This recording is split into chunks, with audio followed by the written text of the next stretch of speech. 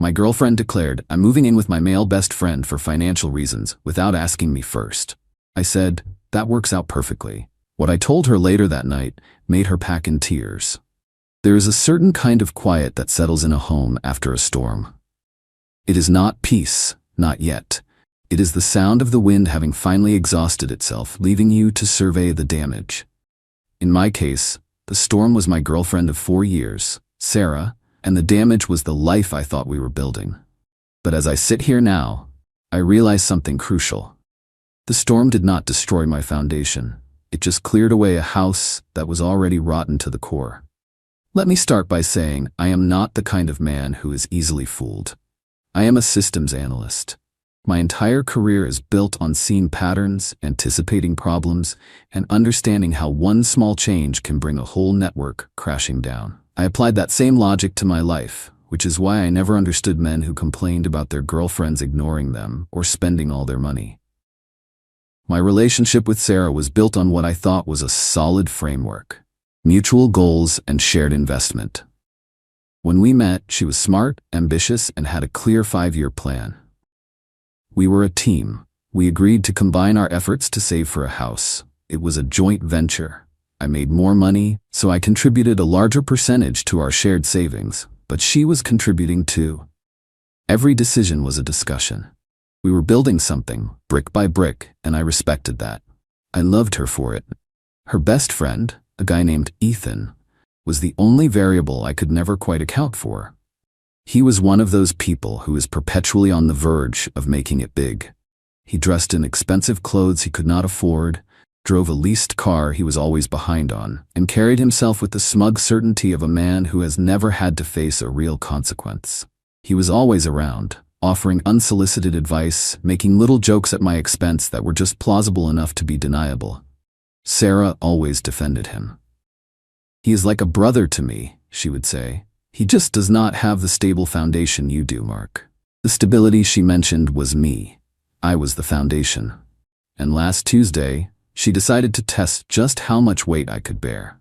She came home from work with a strange energy, a mix of nervousness and forced cheerfulness. She sat me down on the couch, the one we spent 3 weekends picking out together. Then she dropped the bomb. It was not a request, it was a declaration. "I have some amazing news," she started, a little too brightly. "Ethan's roommate is moving out at the end of the month. I am going to take the spot." I just stared at her, waiting for the punchline. There was not one. She rushed to explain, her words tumbling over each other. "Think about it, Mark. It is purely for financial reasons. His rent is so much cheaper than my half of the bills here. I could save an extra $1,000 a month. We could get our house so much faster. It is the perfect solution." I let the silence hang in the air. She wanted a reaction. She wanted an argument, a debate where she could paint me as controlling or insecure. I refused to give it to her. I ran 1,000 scenarios in my head, analyzed every variable, and saw the single perfect path forward. I smiled. A calm, genuine smile. "Sarah," I said, my voice perfectly even. "That works out perfectly." The look on her face was priceless. The triumphant, prepared for a fight expression melted into pure confusion.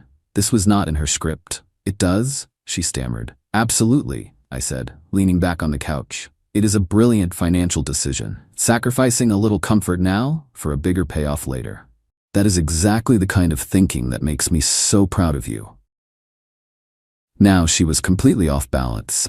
She had expected a storm, but I had given her a clear, sunny day.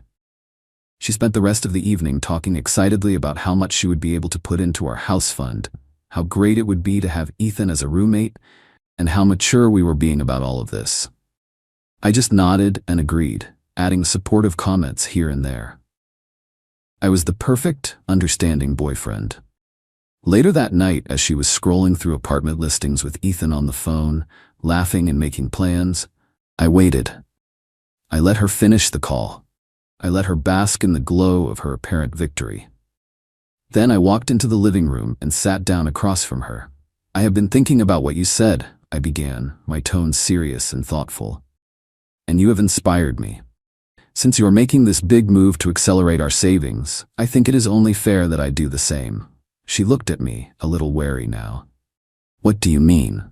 "Well, I said, leaning forward. I have had this offer on the table for a few weeks now. A major project based out of our company's European headquarters. It is a 2-year contract. The pay is phenomenal, and it comes with a massive completion bonus. I was going to turn it down because I did not want to leave what we are building. But now, with you moving out to save money, it just makes perfect sense. I can put my things in storage, live cheaply over there, and we can put my entire salary plus the bonus towards our goal. By the time I get back, we will have enough to buy our dream house in cash. Her jaw slowly dropped. I could see the gears turning in her head, the panic starting to creep into her eyes. You took a job in Europe? I called and accepted it this evening, I said, lying as smoothly as I had ever told the truth. They are sending the final contract over in the morning. The project starts in 3 weeks. In fact, I am ending the lease on this apartment at the end of the month. The timing is just perfect, is not it? The color drained from her face. You ended the lease? But where will I stay when I come back to visit? Visit? Sarah, the whole point of this is to save money. Flights from Europe are expensive. We need to be disciplined, both of us. This is what you wanted, a smart financial decision. Then I delivered the final blow. And since we will be managing our finances separately for the next 2 years, we need to split our shared assets now. It is the only logical thing to do. I have already drawn up a spreadsheet of the joint savings account, the furniture, everything we have accumulated. We need to figure out who gets what. She just stared at me, speechless. The brilliant plan she had cooked up with Ethan, the one where she got to live with him while keeping me and my income as her safety net, had just been vaporized. She thought she was making a simple move. She had no idea she had just triggered a system-wide collapse. The look in her eyes was no longer confusion. It was pure, unadulterated terror. She started to pack that night, but not with the cheerful excitement she had before. She packed in tears. Update 1. It has been 2 weeks since the night I dismantled our future. The fallout has been exactly as I predicted, only more satisfying. Thank you for the support and the messages. It is good to know that clear, logical thinking is still appreciated in a world of chaos. The day after our conversation was a masterclass in backtracking. Sarah woke up with red, puffy eyes and immediately tried to cancel her plan. I was not thinking clearly, she said, forcing a laugh. Moving in with Ethan is a silly idea. I do not want to do that, and you should not go to Europe. We are better together. I just shook my head, my expression one of deep, sincere regret. I cannot, Sarah. I have already signed the contract. If I back out now, I will be blacklisted at my company. My career would be over. You know I cannot do that. I had, of course, signed nothing. The contract was a PDF I had spent 2 hours creating myself, complete with official-looking letterhead I copied from my company's website. But she did not know that. Besides, I continued, using her own words against her, you were right. This is a smart financial move. We have to think about the long term. A couple of years apart is a small price to pay for a lifetime of security. Every argument she tried to make, I countered with her own initial logic. She wanted to save money. This was the best way. She wanted to get our house faster. This would guarantee it. She had set the trap, and I was merely holding the door open for her. The process of splitting our assets was brutal for her. It turned out that our shared savings account was about 90% my contributions. When I transferred her portion, the exact amount she had deposited over the years, to her personal account, she was shocked at how small the number was. But what about all the interest? She asked, her voice trembling. That is allocated proportionally to our initial investments, I said calmly, as if it were the most obvious thing in the world. The furniture was another battle. She started pointing at things, the couch, the dining table, the television. We can sell this and split the money, she said. I pulled out another spreadsheet. This one had receipts. I purchased the couch and the television before we even met, I explained. The dining table I paid for myself as a housewarming gift when we moved in. They are not shared assets. By the end of the day, she was left with her clothes, some kitchen items, and a small amount of cash. The life she had taken for granted was revealed to be a life I had almost entirely funded. She moved in with Ethan a week ago. The first few days, my phone was silent. I think she was trying to project an image of success, of having made the right choice. She posted a few pictures on social media of her and Ethan drinking wine in their new apartment, with captions like, "New beginnings," and "So excited for this next chapter." Then the calls started. First, it was about the car. The car she had been driving was in my name. I had been paying the insurance. I called her and told her that since I was moving to Europe, I was selling the car and canceling the policy. She would need to find her own transportation. The panic in her voice was real. "But how am I supposed to get to work? Mark, you cannot do this." "It is a financial decision, Sarah," I said, my tone sympathetic. "I cannot afford to pay for a car I will not be using for 2 years. Next came the phone bill. She was on my family plan. I informed her she would be removed at the end of the billing cycle. Then it was the streaming services, the gym membership, all the little financial threads that had tied her to my income. One by one, I cut them all. Ethan, predictably, has been a nightmare. I have started getting texts from him. At first they were arrogant. "Dude, you really messed up. Sarah is amazing. Your loss." I did not reply. Then they became annoyed. "Hey, Sarah is a little short on rent this month. You need to send her some money. Do not be a jerk." I did not reply. His latest message, sent late last night, was pure desperation. "Mark, you need to call me. The landlord is threatening to evict us. Sarah cries all the time. You created this mess. You need to fix it." They genuinely believe this is my fault. They believe I am obligated to fix the situation they created. Their arrogance is matched only by their stupidity. They thought they could outsmart a systems analyst. They failed to understand that I do not just see the system. I know how to break it. I have not moved to Europe. I have moved into a new apartment across town. It is smaller, but it is all mine. The lease on our old place is officially terminated at the end of this week. Sarah and Ethan think I am packing for an international flight. In reality, I am just unpacking the boxes that contain my new, peaceful life. They have no idea where I am. They have no idea that I am not thousands of miles away, but just across the city watching their entire poorly designed plan crumble into dust. And the best part is, I am just getting started. Update 2. It has been a month now. The initial shockwave has passed, and I am now in the phase of observing the aftershocks. The story has taken a turn that even I did not fully anticipate. My plan was simply to extricate myself from the situation cleanly, and let their own poor planning be their downfall. But it turns out, when you build your life on a foundation of lies, the collapse is far more spectacular than you can imagine. After a week of increasingly desperate texts from Ethan, I received a call from a number I did not recognize. It was Sarah's mother. I had always had a cordial relationship with her parents. They seemed like decent people. I was wrong. Her mother did not waste time with pleasantries. She launched into a tirade about how I had abandoned her daughter, how I had left her stranded and destitute. She called me cruel and heartless. I let her finish. When she finally paused to take a breath, I spoke calmly. "With all due respect, Sarah made an independent financial decision to move in with another man. I have simply made some financial decisions of my own. She is your girlfriend. You have a responsibility to take care of her." She yelled. "Actually," I said, "I do not think she is my girlfriend anymore. And I would ask Sarah about her responsibilities to me and to our shared goals before you lecture me on mine." That conversation was the opening salvo in a new campaign, the guilt and shame offensive. Suddenly, mutual friends started calling me. They had all heard a heavily edited version of the story from Sarah, one in which I had a sudden mental breakdown, became controlling, and punished her for trying to be financially responsible. This was a variable I had anticipated.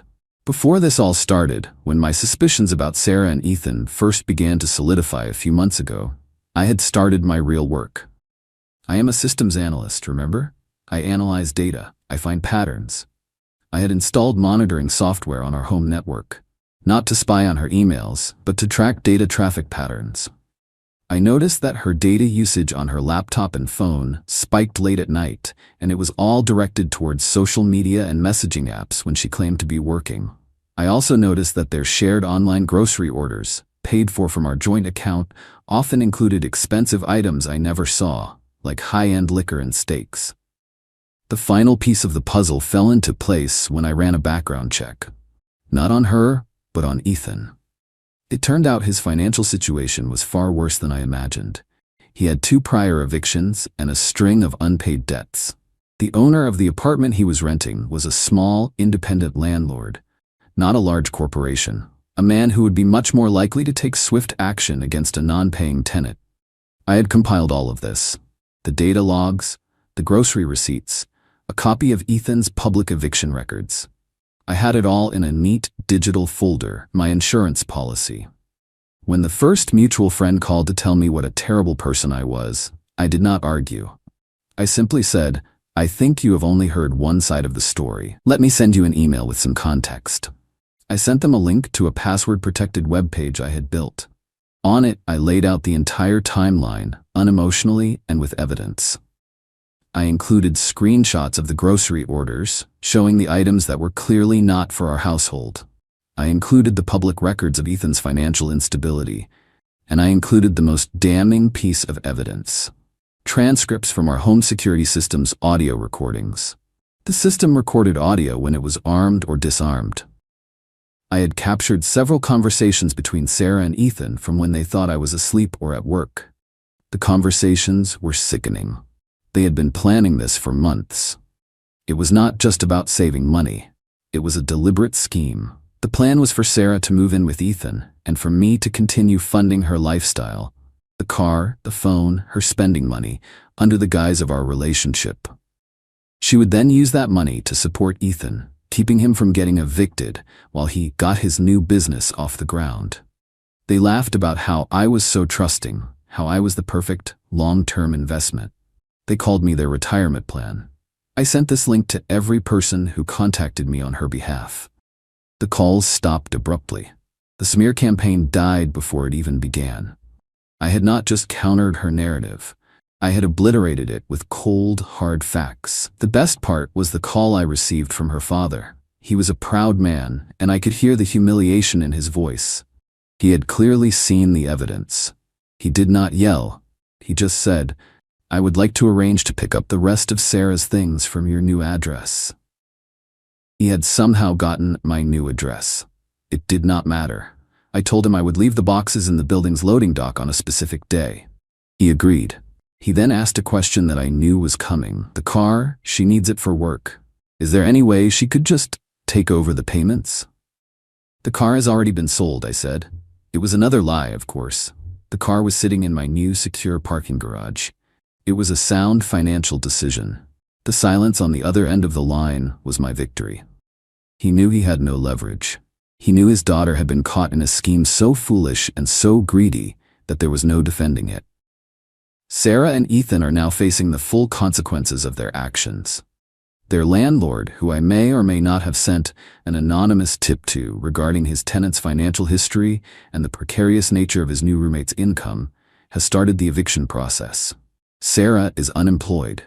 Her company, a small firm where reputation is everything, let her go after rumors of her unethical planning started to circulate. It seems one of our mutual friends works in the same industry. They are trapped in an apartment they cannot afford, with no allies left to call. They thought they were masterminds. They were just amateurs who picked the wrong target. They tried to manipulate a system without understanding that I am the one who builds the systems. And I always build in a failsafe. Final update. It has been 6 months since my old life ended, and my new one began. The dust has completely settled. The silence from their side is absolute. The story is over, and I can definitively say that I won. Not just the battle, but the entire war, and I did it without ever raising my voice. The eviction I mentioned in my last update went through. Sarah and Ethan were forced out of their apartment. The image of them trying to move their things without a car, a detail I heard from a former mutual friend, is a source of quiet satisfaction. Their brilliant plan, hatched over months of whispered phone calls and secret meetings, ended with them standing on a curb, surrounded by boxes they could not afford to move. Ethan, as I predicted, folded under the pressure. He blamed Sarah for everything, for bringing her drama into his life and for getting him kicked out. Their great friendship, the one that was like family, dissolved the moment the money ran out. He moved back to his hometown to live with his parents, a 30-year-old man defeated by his own arrogance. Sarah's fall was harder and more complete. After losing her job and her apartment, she had no choice but to move back in with her parents. But the home she returned to was not the supportive sanctuary she expected. Her father, a man who valued reputation above all, was deeply ashamed. He had seen the evidence I had compiled. He knew the truth. He and her mother were providing her with a roof over her head, but the warmth was gone. She was a disgrace to their family name, and they treated her as such. I learned through the grapevine that she has been struggling to find new work. The industry she was in is small, and word travels fast. The story of her manipulative plan, backed by undeniable proof, has made her toxic. She is paying a long-term price for a short-sighted scheme. The final and most satisfying piece of this entire saga happened about 2 months ago. I received a formal letter from a lawyer she had hired. It was a demand letter, a desperate attempt to claim some sort of financial settlement from our 4-year relationship. It was full of legal jargon about emotional distress and implied partnerships. My lawyer, a sharp, no-nonsense woman, had been waiting for this. We did not just respond with a letter of our own. We responded with a counterclaim. We filed a civil suit against Sarah and Ethan for conspiracy to commit fraud. Our case was meticulous. We had the audio recordings of them planning to use my income to support him. We had the financial records showing the money from our joint account being spent on him. We had Ethan's text messages demanding I send Sarah money. We even had a sworn affidavit from their former landlord about the nature of their tenancy and their conversations with him. The lawsuit was not about winning money. It was about making a statement. It was a final, undeniable declaration that I would not be a victim. Her lawyer dropped her as a client within a week of receiving our filing. Facing a lawsuit they could not possibly win, and with no money to hire another attorney, Sarah was forced to sign a settlement. In it, she formally renounced any and all claims against me, now and in the future. She also had to sign a non-disclosure agreement, legally preventing her from ever speaking or writing about me or our relationship again. My smear campaign insurance was now ironclad and legally binding. I walk away from this with everything. My finances are secure, my career is thriving, my new apartment feels like a real home. I have learned a valuable, if painful, lesson about trust and the importance of verifying data, even in your personal life. The job in Europe was, of course, a complete fabrication, a strategic maneuver designed to force her hand. I never intended to leave. Why would I? I had a front-row seat to the most satisfying system collapse I have ever witnessed. They thought they were clever. They saw me as a stable, predictable, and exploitable resource. They failed to understand that the most stable systems are often the most complex, and the quietest parts are the ones that control everything. They wanted to play a game of chess, but they were playing against a grandmaster who had already seen every possible move they could make. They did not just lose. They were dismantled. And my life is quieter, cleaner, and better for it. The storm is over. The silence that remains is peace.